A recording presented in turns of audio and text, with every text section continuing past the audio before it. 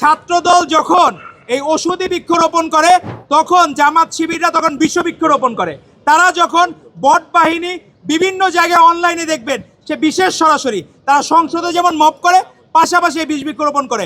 অবশ্য তাদের মন খারাপের কারণও আছে, তারা হচ্ছে রাতে বেলা ঘুম হয় না। এখন আপনি দেখবেন 12ই ফেব্রুয়ারি নির্বাচনের পরে তারা নির্ঘুম রাত কাটায়, আর নির্ঘুম রাত যে কাটায় তাদের জন্য ওষুধ আছে। এখানে ওষুধি বৃক্ষ আছে, এখানে ক্যামোমিল আছে, ল্যাভেন্ডার আছে, অশ্বগন্ধা আছে, এগুলা হলো ঘুমের জন্য কাজে লাগে। তো আমরা জামাত শিবিরের ভাইদেরকে অনুরোধ করব, আপনারা এখানে ঔষধি গাছগুলো যে আমরা লাগাবো, আপনারা যেহেতু গুপ্তভাবেই কাজবাজ করেন, আপনারা গুপ্তভাবে গাছের পাতা বাকল এগুলো ছিঁড়ে নিয়ে যান, আবার ক্ষতি করেন না, গাছটা একবার উপরে ফেলেন না।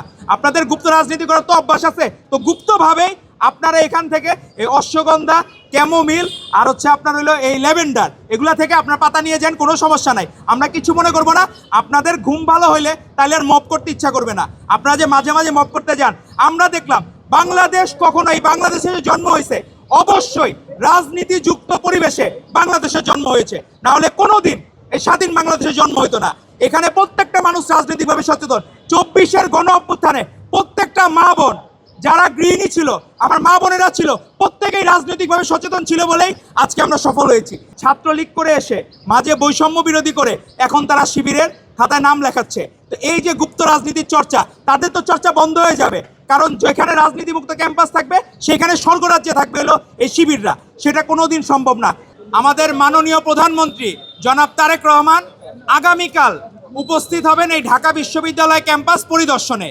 তো আমাদের যারা ছাত্র নেতারা, এদের আবেগের জায়গা হচ্ছে শাহবাগ।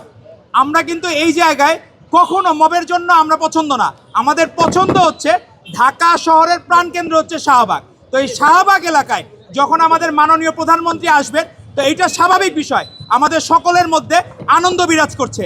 আজকে আপনি দেখবেন যে ঔষধি বৃক্ষের আজকে যে কর্মসূচি ছাত্রদল নেতৃবৃন্দ নিয়েছে, শপথ গ্রহণের পরে 85তম দিনে পদার্পণ করবেন আগামীকাল আমাদের মাননীয় প্রধানমন্ত্রী। সেজন্য তারা 85টি ঔষধি বৃক্ষ রোপণের সিদ্ধান্ত নিয়েছেন। আমাদের মাননীয় প্রধানমন্ত্রী যে রাস্তা দিয়ে আসবেন বাংলা মোটর মোড় থেকে শাহবাগ মোড় পর্যন্ত, আমাদের এই টোটাল আমরা 85টি ঔষধি বৃক্ষ রোপণ করব।